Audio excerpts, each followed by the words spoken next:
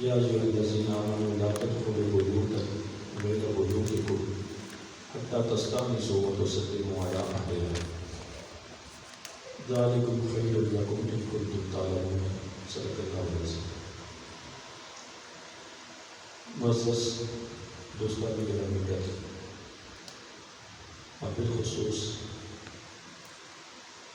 مسجد اعظم کی رونق حضرت علامہ مفتی علی اصغر صاحب، اللہ تعالیٰ ان کی فیوز و ثمرات کو دیر تک قائم رکھے اور ان کی برکت سے امت مسلمہ کو نفع عطا فرمائے کہ جو ہر سال اتنا خوبصورت اہتمام کرتے ہیں کہ آپ حضرات کو اعتکاف ہی نہیں بلکہ اعتکاف کے ساتھ ساتھ اعتکاف کی اصل روح اجازت کرنے کا موقع ملتا ہے۔ آج کی جو گزارشات ہیں وہ سورہ نور کی روشنی میں کچھ احکام جن کا جاننا کرنا ہمارے لیے ضروری ہے۔ پہلی چیز جو اللہ رب العزت نے ارشاد فرمائی کہ ایمان والوں جب تم دوسروں کے گھر میں جاؤ تو داخل نہ ہو یہاں تک کہ تم اجازت لے لو اور گھر والوں کو سلام کر لو۔ تو شریعت اسلامیہ میں اللہ اس کے رسول نے جو دوسرے لوگوں کے ساتھ معاملات کرنے ہوتے ہیں ان کی بہت ساری صورتیں ہیں، سب تو بیان نہیں کی جا سکتی۔ ان میں سے ایک یہ صورت ہے کہ ہم دوسروں کے گھر جاتے ہیں تو اس کے لیے دو چیزیں ارشاد فرمائی، ایک تو اجازت لینی ہوگی اور دوسرا سلام کرنا ہوگا۔ اجازت کے بارے میں حدیث کی کتابوں میں آتا ہے اور صحابہ کرام کا جو معمول تھا وہ یہ کہ آپ 3 دفعہ اجازت لیں، یعنی اگر آپ دروازہ نہیں ہے، ان کے گھر کا دروازہ ہی نہیں ہے تو آپ سلام کریں، ایک مرتبہ، دوسری مرتبہ، تیسری مرتبہ، اتنا کہ آپ کو یقین ہو کہ انہوں نے تینوں مرتبہ سن لیا ہوگا۔ جب آپ کو یقین ہے کہ 3 مرتبہ وہ سن چکے ہیں لیکن اندر سے کوئی ریسپانس نہیں ہے، کوئی جواب نہیں ہے، تو پھر آپ کو واپس چلے جانا چاہیے۔ فرجعوا، قرآن کہتا ہے کہ تم واپس پلٹ جاؤ، وہاں پہ نہ ٹھہرو۔ اور دوسری صورت کہ دروازہ ہے، آپ نے دستک دی ہے، بیل لگی ہے، آپ نے بیل دی ہے اور آپ کو یقین ہے کہ بیل کی آواز اندر پہنچی ہوگی یا دستک کی آواز اندر پہنچی ہوگی، تو پھر آپ ایک مرتبہ دستک دیتے ہیں یا بیل دیتے ہیں، نہیں، دوسری مرتبہ نہیں، تیسری مرتبہ نہیں، یا آپ ٹیلی فون کرتے ہیں، فون کر دیتے ہیں۔ آج کل کسی سے ملاقات کی کوئی صورت پہ آپ اس کے گھر کے بعد پہنچے، آپ نے فون کیا، اس نے نہیں اٹھایا، پھر آپ نے کال کی، اس نے نہیں، پھر تیسری مرتبہ اس نے نہیں۔ تو وقت گزرنے کے ساتھ ساتھ کسی کو یہ بتانا کہ میں تمہارے گھر کے باہر ہوں، اس کی جتنی بھی صورتیں ہیں، ایک مرتبہ اس کو اپلائی کریں، دوسری مرتبہ کریں، تیسری مرتبہ کریں۔ اگر آپ کو کوئی صورت نظر آتی ہے اجازت کی تو فبیرا، وگرنہ واپس چلے جائیں۔ یہ جو حکم ہے 3 مرتبہ اجازت کا، یہ اس سے میں دوسری چیز عرض کرتا چلوں کہ اجازت کیوں ہے؟ اجازت اس لیے ہے کہ ہر انسان اپنے گھر میں آزاد ہوتا ہے۔ ہم یہاں پہ بیٹھے ہیں، ہم کچھ تکلف کے ساتھ بیٹھے ہیں اپنے لباس کو درست کر کے، لیکن گھر میں ہم وقت انسان اس طرح نہیں بیٹھ سکتا۔ گھر کے اندر مستورات ہوتی ہیں، خواتین ہوتی ہیں، وہ اپنی آزاد حالت میں ہوتی ہیں۔ دوسرے مسلمان کو ایک دوسرے مسلمان کی نجی معاملات کے اندر مداخلت کی اجازت نہیں ہوتی۔ اس طرح ہو تو پھر بہت سارے نقصانات سامنے آئے۔ لیکن یہاں پر کیا ہوتا ہے، شریعت ہمیں یہ بھی کہتی ہے کہ جب آپ کسی کے گھر جائیں، اجازت لیں تو اجازت اس لیے لیں تاکہ دوسرے کی عزت محفوظ رہے۔ بعض لوگوں کی یہ عادت ہوتی ہے کہ وہ اجازت کے ساتھ ساتھ گھر کے اندر جھانک بھی دیکھتے ہیں کہ کوئی بندہ ہے یا نہیں۔ مثلا کوئی اگر دروازے کی قریب گلی والی سائڈ پہ کوئی کھڑکی ہے، وہاں سے دیکھیں گے، دروازے میں کوئی سوراخ وغیرہ ہے، دیوار میں کوئی سوراخ ہے، اندر دیکھنے کی کوئی صورت ہے، دیوار چھوٹی ہے، دروازہ کھلا ہوا ہے، دیوار کے اوپر سے گردن اٹھا کے دروازہ کھلا ہے، وہاں سے جھانک کے، یہ جتنی بھی کوئی صورتیں اندر دیکھنے کی، یہ اندر دیکھنے کی کوشش کرتے ہیں۔ شریعت اسلامیہ میں اس کی سخت ممانعت ہے۔ یہاں تک کہ حکم یہ ہے کہ جب آپ ان کے دروازے پہ کھڑے ہوں تو آپ ادھر منہ کر کے نہ کھڑے ہوں۔ ممکن ہے کوئی خاتون ہی دروازہ کھولے، یہ سمجھ کے کہ کوئی خاتون ہوگی اور آگے سے آپ ہو اور آپ کی نظر اس میں پڑے، آپ اس طرف پیٹ کر کے کھڑے ہو جائیں۔ اب دوسرا یہ ہے کہ ان کے گھر کے اندر نہ دیکھیں، نہ کھڑکی سے دیکھیں، نہ دروازے سے دیکھیں، نہ سوراخ سے دیکھیں، نہ دیوار کے اوپر سے دیکھیں، نہ کھلے دروازے سے دیکھیں، کہیں سے بھی گھر کے اندر دیکھنے کی اجازت نہیں ہے۔ یہاں تک کہ ایک حدیث پاک کے اندر یہ بھی آتا ہے، نبی اکرم صلی اللہ علیہ وسلم نے فرمایا کہ جب کوئی دوسرے کے گھر میں جا کر دیکھے اور اگلا آدمی وہ کنکری مار کے، پتھر مار کے یا کوئی چیز مار کے اس کی آنکھ کو نکال دے تو اس میں کوئی حرج نہیں ہے۔ ویسے اگر آنکھ نکال دے نا، آنکھ کسی کی ایک آنکھ نکال دے، ضائع کر دیں، تو پورے جسم کی آدھے حصے کے برابر دیت ہے۔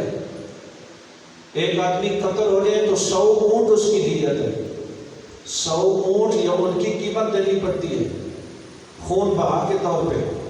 اگر آنکھ نکل جائے تو اس کی آدھی دیت ہے، یعنی 50 اونٹ دینے پڑتے ہیں۔ ایک انسانی آنکھ کی قیمت 50 اونٹوں کے برابر ہے۔ اگر 2 لاکھ کا ایک اونٹ ہے تو 1 کروڑ روپیہ بنتا ہے۔ لیکن جس نے دوسرے کے گھر میں جھانکا، اس نے آگے سے کوئی پتھر کوئی چیز ماری اور اس کی آنکھ نکال دی، اللہ کے نبی نے واضح طور پہ فرمایا کہ اس کے اوپر کوئی جرمانہ نہیں، کوئی گناہ نہیں، کوئی قصاص نہیں، کوئی دیت نہیں، نہ دنیا میں مواخذہ نہ آخرت میں مواخذہ۔ اب دیکھ رہے ہیں کہ کتنا سخت حکم دیا۔ بلکہ ایک مرتبہ نبی پاک صلی اللہ علیہ وسلم گھر میں تشریف فرما تھے تو ایک آدمی آیا، وہ دروازے کے کنواروں سے ایسے جان کے دیکھ رہا تھا۔ آپ نے فرمایا اس کی ناراضگی کا اظہار فرمایا اگر میرے پاس کوئی چیز ہوتی میں اس کو مارتا، اس کی آنکھ نکل جاتی۔ حالانکہ آپ رحمت للعالمین ہیں، لیکن اپنی ذات کے لیے نہیں، امت کو تعلیم دینے کے لیے، امت کی عزت کو گھر میں محفوظ کرنے کے لیے، اس کے تحفظ کا اہتمام کرنے کے لیے آپ نے اتنا سخت قدم اٹھانے کا بھی ارادہ کر لیا کہ میرے پاس کوئی چیز ہوتی میں مارتا، اس کی آنکھ نکال دیتا۔ اب دیکھیے کہ سراپا رحمت ذات اتنی سی بات پہ اتنا سخت قدم اٹھا رہی ہیں، جس کا مطلب یہ ہے کہ دوسرے کے گھر میں اس طرح جھانکنا اس کی بالکل اجازت نہیں ہے۔ اسی طرح بعض اوقات ہوتا ہے کہ ہمیں اجازت مل جاتی ہے، ٹھیک ہے ہم سلام کرتے ہیں، سلام کا جواب بھی ہو گیا، اجازت بھی مل گئی، اب اندر بیٹھنے کی اجازت ہے۔ سب نہیں، لیکن بعض لوگوں کی عادت ہوتی ہے کہ ایک ڈرائنگ روم میں، مہمان خانے میں، کمرے میں، بیٹھک میں جہاں پہ بٹھا دیا اسے، وہ وہیں تک محدود رہے، اٹھ کے دوسری طرف بھی نہ جائے، دیکھے بھی نہیں۔ لیکن بعض لوگوں کی کیا عادت ہوگی، اس کمرے سے پھر جان کے وہ دوسرے گھر کا جائزہ لینا شروع کر دیں گے، ادھر کا ادھر کا، دائیں کا بائیں کا، کہ کیا ہے کیا نہیں ہے۔ وہ اس چیز کا بھی جائزہ لینے لگیں گے کہ ان کا گھر کیسا ہے، اندر کی کیا کیفیت ہے، کیا پڑا ہے، ان چیزوں کا بھی کھوج لگائیں گے۔ حالانکہ یہ بات یاد رکھیں، جیسے آپ کو گھر کے اندر آنے کی اجازت نہیں ملی تو آپ کو گھر کے اندر دیکھنے کی بھی اجازت نہیں ہے، اسی طرح اگر آپ کو ایک کمرے میں محدود کیا گیا ہے تو آپ کو دوسرے کمرے میں بھی دیکھنے کی اجازت نہیں ہے۔ اگر آپ دیکھیں گے پھر بھی گناہ گار ہوں گے۔ تو یہ بنیادی طور پہ دوسرے کے ہاں مہمان بن کے جانا اور گھر میں داخل ہونا، وہاں پہ بیٹھنا، داخلے بیٹھنے کے جو آداب ہیں، جو احکام ہیں، یہ کچھ بنیادی چیزیں ہیں کہ جن کا جاننا ہر مسلمان کے لیے ضروری ہے۔ آگے چل کے جو قرآن نے حکم دیا نا، وہ ہے کل للمؤمنین یغضوا من ابصارہم، اے میرے پیارے حبیب پاک آپ ایمان والوں سے کہیں کہ وہ اپنی نگاہ کو جھکا کے رکھیں، وَيَحْفَظُوا فُرُوجَهُمْ، اور اپنی عزتوں کی حفاظت کریں۔ اور نیچے کیا فرمایا، وَقُلْ لِلْمُؤْمِنَاتِ يَغْضُضْنَ مِنْ أَبْصَارِهِنَّ وَيَحْفَظْنَ فُرُوجَهُنَّ، اور ایمان والی عورتوں سے بھی کہیں کہ وہ اپنی نگاہوں کو جھکا کے رکھیں اور اپنی عزتوں کی حفاظت کریں۔ قرآن کے اندر ویسے عمومی طور پہ اگر آپ روزے کا حکم دیکھیں، روزہ فرض ہے اور بہت افضل عبادت ہے، لیکن قرآن میں مردوں کے لیے الگ اور عورتوں کے لیے الگ روزے کا حکم نہیں ہے۔ نہیں، ایک ہی آیت ہے، یا ایھا الذین آمنوا۔ آپ اعتکاف بیٹھے ہیں، اعتکاف کا جو قرآنی آیتوں میں ذکر ہے وہاں پہ مردوں کا الگ، عورتوں کا الگ نہیں ہے۔ 2-3 آیتوں کا ذکر ہے، وہاں مذکر کے صیغے استعمال ہوئے، عورتیں اس کے ضمن میں ویسے آ جاتی ہیں۔ نماز کا حکم ہے پورے قرآن میں، عورتوں کے لیے الگ الفاظ نہیں ہیں، مردوں والے ہی لفظ ہیں، اسی میں عورتیں آ جاتی ہیں۔ زکوٰۃ کا حکم ہے، الگ حکم نہیں ہے۔ یہاں تک کہ جب حرام کاموں سے روکا گیا ہے، شراب کو منع کیا گیا ہے، مردوں کے لیے الگ، عورتوں کے لیے الگ نہیں منع کیا۔ بدکاری زنا سے منع کیا گیا ہے، مردوں کے لیے الگ، عورتوں کے لیے الگ حکم نہیں دیا گیا۔ لیکن یہ وہ آنکھوں کا مسئلہ ہے اور عزتوں کی حفاظت کا مسئلہ ہے۔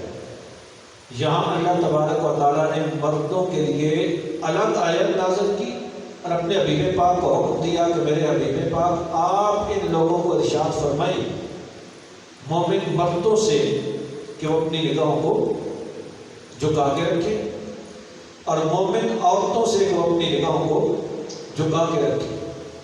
اب اس سے آپ اندازہ کر لیں کہ نظروں کی حفاظت کی اہمیت کتنی ہے، کیوں ہے۔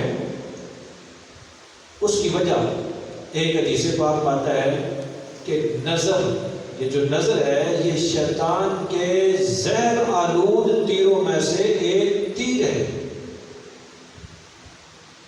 نظر شیطان کے زہر آلود تیروں میں سے ایک تیر ہے۔ آپ تھوڑا غور کریں اس حدیث پاک پہ۔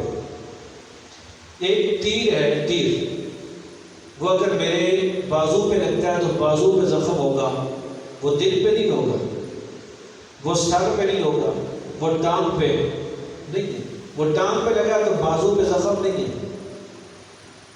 لیکن جو زہر آلود تیر ہوتا ہے، جس کو زہر میں رکھا گیا ہوتا ہے، اس کے ساتھ زہر لگا ہوتا ہے، ایسی چیز اگر جسم میں پیوست ہوتی ہے تو وہ صرف بازو میں لگی ہے تو بازو میں نہیں ہے، وہ کیا ہے، وہ پاؤں کے ناخن سے لے کر سر تک پورے جسم کو متاثر کرے گی، پورے جسم کو تباہ کرے گی، برباد کر کے رکھ دے گی۔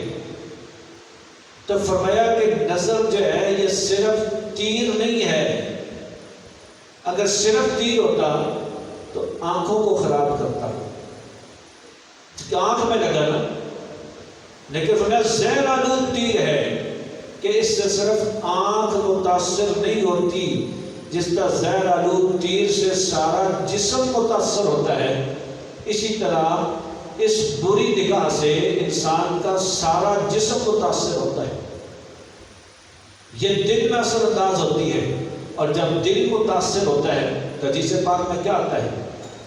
تمہارے جسم میں گوشت کا ایک لوتھڑا ہے دل، اگر وہ صحیح ہے سارا جسم صحیح ہے، اگر وہ خراب ہو گیا تو سارا جسم خراب ہو گیا۔ فرمایا الا ہی القلب والقلب، وہ گوشت کا لوتھڑا دل ہے۔ تو یہ جو نگاہ ہے یہ کیا کرتی ہے؟ دل کو متاثر کرتی ہے۔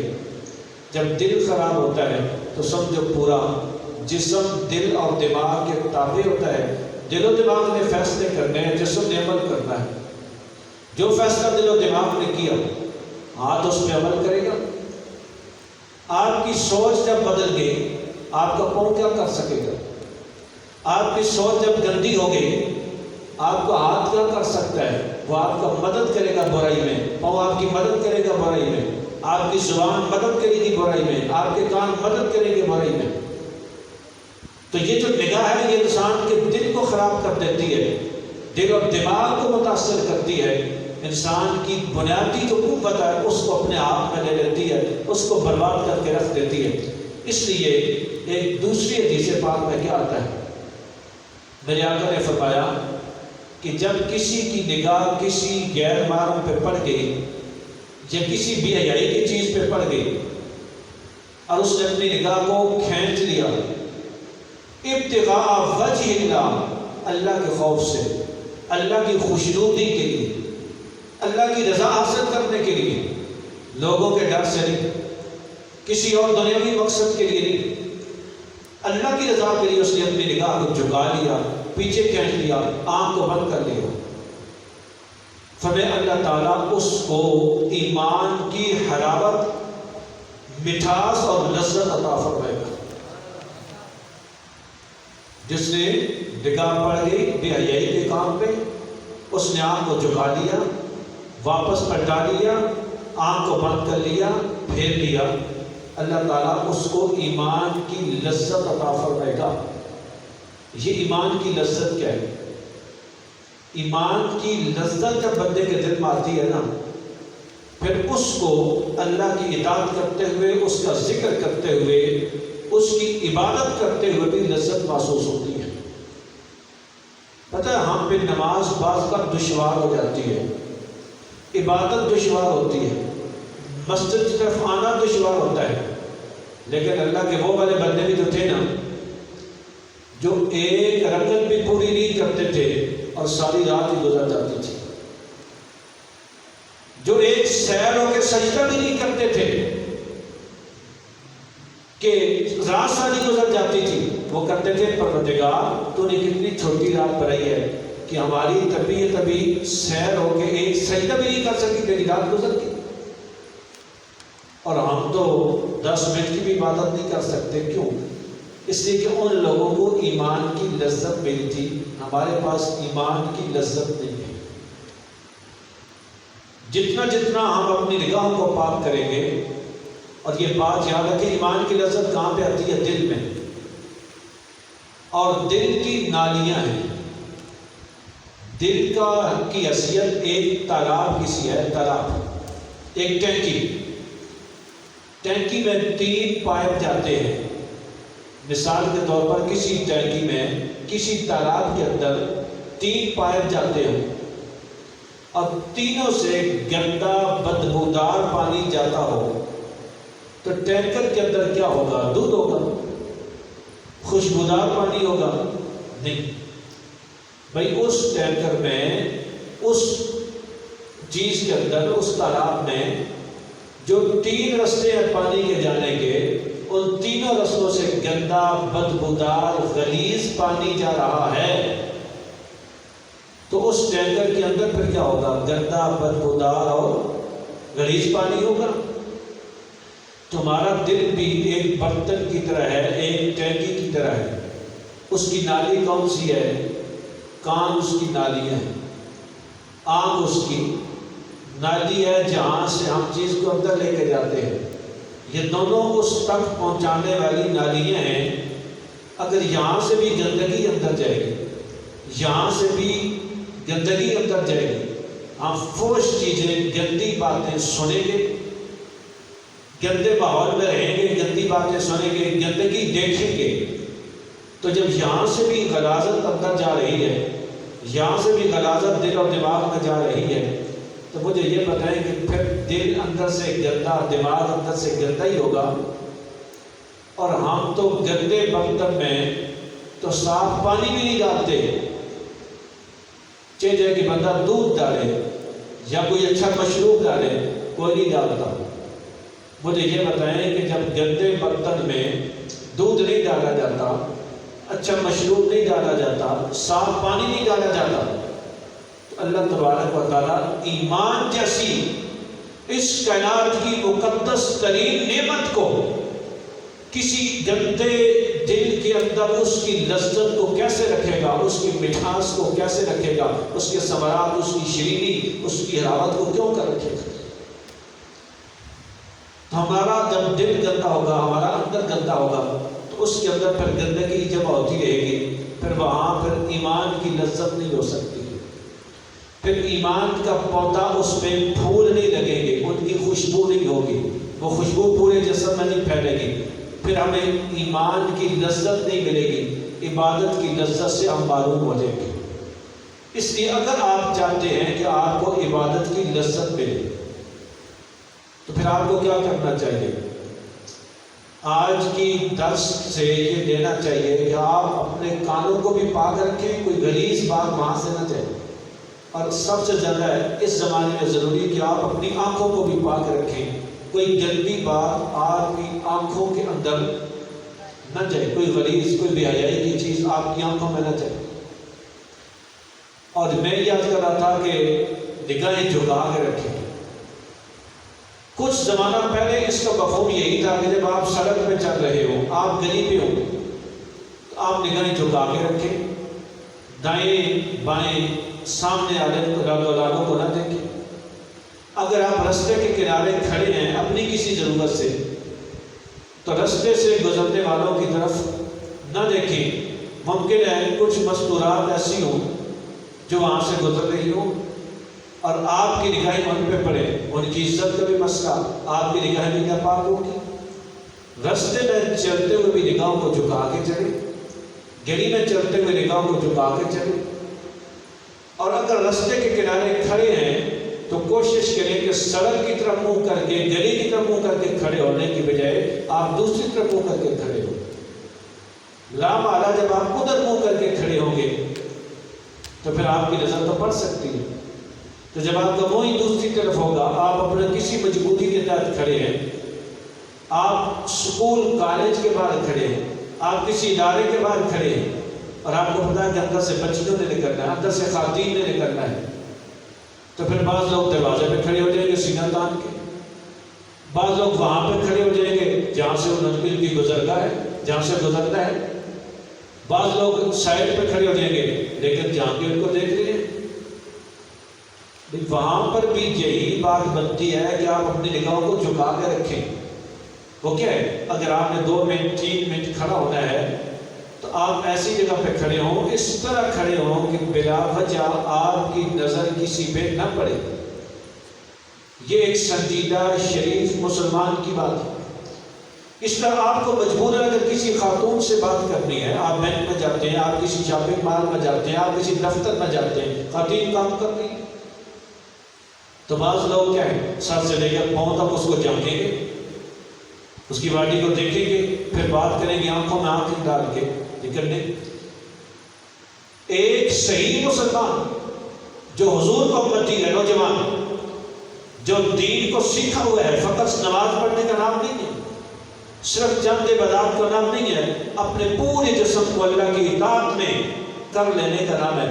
آپ وہاں پر بھی اپنی نگاہوں کو جھکا کے رکھیں اور اس کے ساتھ بات کریں۔ یہ ساری چیزیں جن کا اطلاق ہوتا ہے یہ ہمارے پیش نظر ہونی چاہیے، لیکن میں عرض کر رہا تھا کہ وقت کے ساتھ ساتھ نگاہوں کو جھکانے کے معاملات وسیع ہوتے جا رہے ہیں۔ پہلے یہ تھا کہ ہم گزر رہے ہیں سڑک ہے، گلی ہے، کہیں گئے ہیں، کہیں کھڑے ہیں تو مسئلہ ہے، لیکن آج وہ اس سے بھی کام آگے چلا گئے۔ آج آپ تنہائی میں بیٹھے ہوئے ہیں، پھر بھی نظر جھکانے کا حکم ہے، اس لیے آپ کے پاس یہ ایک ایسا آلہ ہے جو گلی سے، سڑک سے، خواتین کا جو سینٹر ہے جہاں پہ ہیں ہی خواتینیں، بازار سے بھی زیادہ نقصان دہ یہ آلہ ہے۔ اس لیے کہ بازار میں آپ کو اندیشہ ہوگا کہ کوئی دیکھ لے گا، دائیں بائیں دیکھتے ہوئے، خواتین کو دیکھتے ہوئے کوئی دیکھ لے گا۔ سڑک گلی میں آپ کو ہوگا کہ کوئی دیکھ لے گا، کہے گا یار یہ سنجیدہ آدمی ہے تو کتنے بھی آئے کی بات کر رہے ہیں۔ ہو سکتا ہے آپ لوگوں کے ڈر سے نگاہیں جھکائیں، لیکن جب آپ گھر میں بیٹھے ہیں، بند کمرے میں، اندر سیکورٹی لگی ہے، کوئی بھی وہاں پہ نہیں ہے، تو پھر تو کوئی بھی دیکھنے والا نہیں ہے نا۔ اب تو گناہ آسان ہو گیا، لیکن اب بھی ضروری ہے کہ آپ یہاں پہ کسی ایسی چیز کو نہ آنے دیں جس سے آنکھ ناپاک ہو۔ اگر چلتے چلتے آ گئی ہے، جیسے کہ آ جاتی ہے، تو فوری طور پہ آپ اپنی نگاہوں کو جھکائیں، اس منظر پہ نہ ڈالیں کبھی بھی۔ آج اس کا مقدمی ہے کہ ہمارے یہاں بہت سارے معاملات بگڑتے ہیں۔ آپ شادی پہ جائیں، آپ نگاہوں کو پلید کیے بغیر وہاں سے واپس نہیں آ سکتے۔ آپ کہیں بازار کی طرف نکلیں، آپ باہر نکلیں، آپ موبائل اٹھائیں، ہر چیز کے اندر یہ مسئلہ موجود ہے، لیکن آج اس سے بھی زیادہ تقویٰ پرہیزگاری کی ضرورت ہے کہ ہمارے پاس جو آلہ موجود ہے، اس آلے کے اندر گلی بھی ہے، سڑک بھی ہے، اسکول بھی ہیں، کالج بھی ہیں، بازار بھی ہیں، اس سے بھی زیادہ اس کے اندر بے حیائی آ چکی ہے۔ اس لیے اپنے کانوں پہ تالا لگانے کی ضرورت ہے، اپنی آنکھوں کو پاک کرنے کی ضرورت ہے۔ اور یہاں پہ میں ایک حدیث پاک ذکر کرتا چلوں، یہ جو موبائل کا گناہ ہے نا، یہ تنہائی کا گناہ ہے، تنہائی کا گناہ۔ اور ایک حدیث پاک میں یہ آتا ہے کہ کچھ لوگ قیامت کے دن حاضر ہوں گے تو ان کے پاس پہاڑوں جتنی نیکیاں ہوں گی، پہاڑوں جتنی نیکیاں، لیکن ان کا کوئی اجر نہیں ملے گا۔ کیوں نہیں ملے گا؟ اس لیے نہیں ملے گا کہ ان کی جو خلوت تھی، تنہائی تھی، اس کے اندر وہ گناہ کرتے تھے۔ لوگوں کے سامنے نیکیاں، لمبی لمبی نمازیں، لوگوں کے سامنے روزہ بھی رکھا ہے، زکوٰۃ بھی تقسیم ہو رہی ہے، حج عمرے بھی ہو رہے ہیں، اور نیکی کے کام بھی ہو رہے ہیں، لیکن جب آدمی لوگوں سے چھپ جاتا ہے پھر گناہ کرتا ہے۔ اس کا مطلب یہ تھا کہ وہ مخلوق کے سامنے تو اللہ کی اطاعت، اور جب اکیلے میں ہوتا ہے کوئی نہیں دیکھتا پھر خدا کی نافرمانی۔ اللہ تعالیٰ اس خلوت کے گناہ کی وجہ سے انسان کی جلوت کی نیکیاں ان کو بھی برباد کر دیتا ہے، اس کا کوئی اجر نہیں ملتا۔ اور حضور غوث اعظم نے خطبہ ارشاد فرمایا، اس میں آپ نے ایک حدیث پاک ذکر کی، فرمایا کہ جب کوئی آدمی اغلق بابا، اپنے گھر کا دروازہ بند کر لے، اپنے گھر کا دروازہ بند کر لے، وَأَرْخَى سِتْرًا، اور پھر پردے آگے کر لے کہ دروازے کے سوراخوں سے بھی کوئی دیکھ نہ سکے، یعنی پوری طرح لوگوں سے محفوظ ہو لے، پھر اللہ تعالیٰ کی نافرمانی کرے، پھر اللہ تعالیٰ فرماتا ہے، اگلا جملہ سننے والا، اللہ تعالیٰ اس بندے کو جو دروازہ بند کر کے پردے آگے کر کے جب کوئی بھی دیکھنے والا نہیں ہے پھر گناہ کرتا ہے، پھر آنکھ کو ناپاک کرتا ہے، اور آنکھ کے ذریعے سے دل کو ناپاک کرتا ہے، کان کے ذریعے سے دل کو ناپاک کرتا ہے، گناہ کرتا ہے، اللہ کی نافرمانی کرتا ہے، اللہ تعالیٰ فرماتا ہے کہ میرے بندے، تو نے مجھے اتنی اہمیت بھی نہیں دی جتنی اہمیت تیرے نزدیک ایک عام بندے کی سی تھی۔ اللہ تعالیٰ فرماتا ہے کہ تو نے مجھے اتنی اہمیت بھی نہیں دی جتنی اہمیت تیرے نزدیک ایک عام فرد کی سی تھی، کہ جس گناہ کو تو ایک عام دنیا کے کسی فرد کے سامنے بھی کرنے کے لیے تیار نہیں ہے، وہ میرے سامنے تو کر رہا ہے، سریعان کر رہا ہے، تو کیا میری اتنی بھی اہمیت نہیں تھی؟ اس لیے ہوتا ہے کہ ہمارا ایمان تو ہو جاتا ہے، لیکن ایمان اپنی تکمیل کو نہیں پہنچتا. ہمارا ایمان ہے نا کہ اللہ تعالیٰ عالم الغیب والشہادہ ہے، کہ وہ سامنے کوئی چیز کریں گے اس کو بھی جانتا ہے، وہ اکیلے میں کریں گے اس کو بھی جانتا ہے، وہ جو ہمارے منہ سے باہر آ جاتا ہے اس کو بھی جانتا ہے، جو ہمارے دل کے اندر چھپا ہے اس کو بھی جانتا ہے. اس لیے ہمارا ایمان تو ہے نا، لیکن اگر یہ ایمان مستحکم ہو جائے، مضبوط ہو جائے، پکا ہو جائے، تو پھر ہم سے کوئی بھی اکیلے میں جرم نہ کرے، گناہ نہ کرے. لیکن ہم اکیلے میں جرم کرتے ہیں، اس کا مطلب ہے کہ ہمارا ایمان ابھی تک وہ پکا نہیں ہوا، مستحکم نہیں ہوا.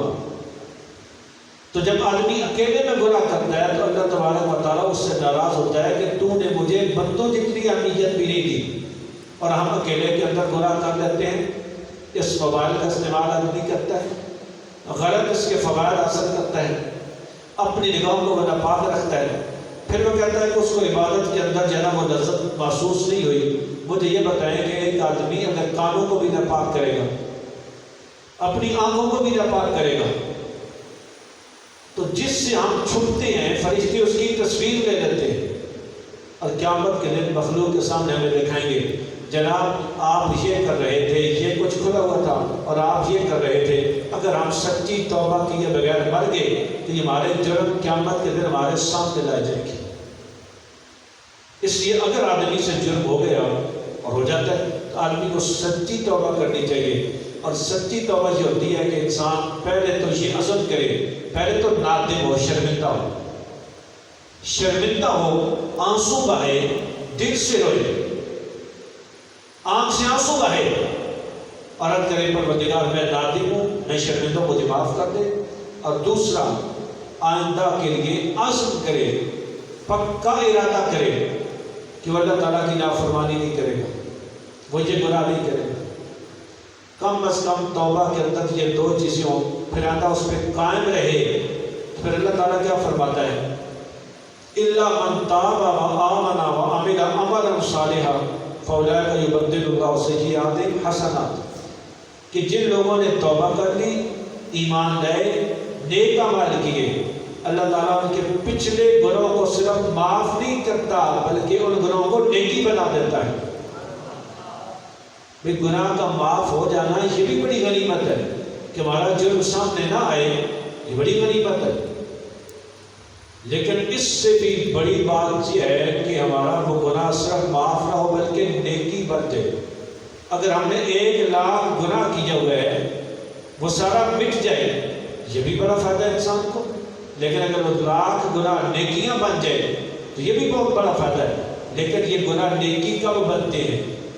یہ گناہ نیکی تب بنتے ہیں جب انسان سچی توبہ کر لیتا ہے. جیسے حدیث پاک میں آتا ہے نا کہ قیامت کے دن اللہ تعالیٰ بندے کے اوپر پردہ ڈال کے اس سے کوئی بات کرے گا تاکہ دوسرے نہ سن سکے، نہ دیکھ سکے. اللہ تعالیٰ سے پوچھے گا کہ تو نے فلاں جرم کیا تھا، گناہ کیا تھا؟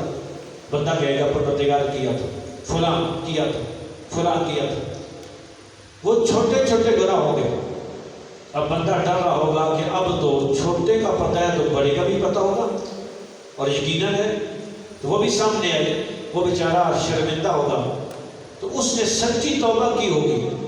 اللہ تعالیٰ فرمائے گا کہ ہم نے تیری سچی توبہ کی وجہ سے کرم فرماتے ہوئے، مہربانی فرماتے ہوئے تیرے وہ گناہ ثواب سے بدل دیے، نیکیوں سے بدل دیے. بندہ ایک دم ہل جائے گا، کہے گا رب کریم میرے تو اس سے بڑے بڑے بھی گناہ تھے. وہ اپنے گناہ خود اللہ کے سامنے لائے گا، یا اللہ یہ بھی گناہ تھے، ان کو بھی نیکی بنا دے. رب تعالیٰ فرمائے گا میں نے سب کو نیکیاں بنا دی ہے. کیوں نیکیاں بنا دی ہے؟ انسان سچی توبہ کر رہا ہے. یہاں سے نکل کر پہلے یہ گناہوں کا زمانہ ہوتا ہے، یہاں پہ آتا ہے تو آدمی سچی توبہ کرنے کے لیے آتا ہے. اور سچی توبہ میں کیا ہے؟ انسان نے پہلے عرض کیا کہ ندامت، شرمندگی، دل کے اندر احساس کہ اس نے جرم کیا ہے، یہ احساس سے جرم، یہ پہلی چیز ہے. انسان روئے اللہ کی بارگاہ میں، آنسو بہے. حدیث پاک میں کیا آتا ہے کہ کسی کی آنکھ سے مکھی کے سر کے برابر بھی آنسو کا قطرہ اللہ کے خوف سے گر جائے، اللہ تبارک و تعالیٰ اس کو دوزخ میں نہیں ڈالتا۔ اتنا مہربان پروردگار، اتنا رحیم اور اتنا رحمان پروردگار کہ بندے کی آنکھ سے آنسو کا ایک قطرہ بھی گر جاتا ہے، اللہ تبارک و تعالیٰ اس بندے کو دوزخ میں نہیں ڈالتا، اتنا کریم ہے۔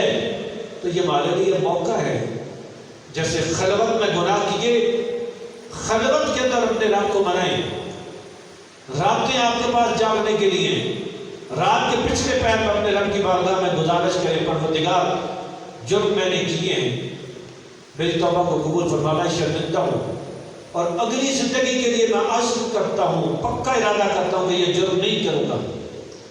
تو پروردگار ان جرائم سے مجھے معاف بھی فرما اور مجھے استقامت بھی عطا فرما۔ تو اللہ تبارک و تعالیٰ یقیناً بندے کو استقامت عطا فرمائے گا۔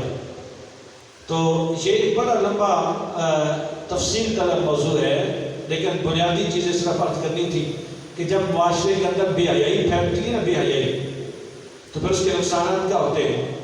ایک روایت کے اندر آتا ہے کہ جب کسی قوم میں بے حیائی پھیلتی ہے تو ان پہ موت کو مسلط کر دیا جاتا ہے۔ کسی قوم میں بے حیائی عام ہوتی ہے تو اس کی سزا کیا ہوتی ہے؟ موت مسلط کر دی جاتی ہے۔ اب دیکھ رہے ہیں پوری دنیا میں موت کی شرح بڑھ گئی ہے، بہت تیزی سے اضافہ ہو رہا ہے، بہت تیزی سے لوگ مر رہے ہیں، اور بغیر کسی وجہ کے معمولی سی بات پہ مر جاتے ہیں، بیٹھے بیٹھے آدمی مر جاتا ہے۔ کیوں؟